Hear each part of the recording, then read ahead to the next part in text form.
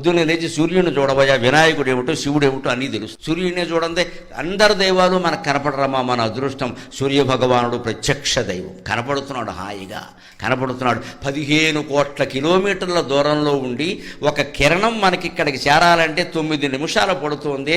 అంత 9 నిమిషాల్లో కొన్ని కోట్ల కిరణాలని భూమండలానికి అందించి భూమండలాన్ని అంతటినీ తేజోవంతం చేస్తున్న సూర్యుడికి ఎన్ని నమస్కారాలు చేస్తే రుణం తీరుతుంది.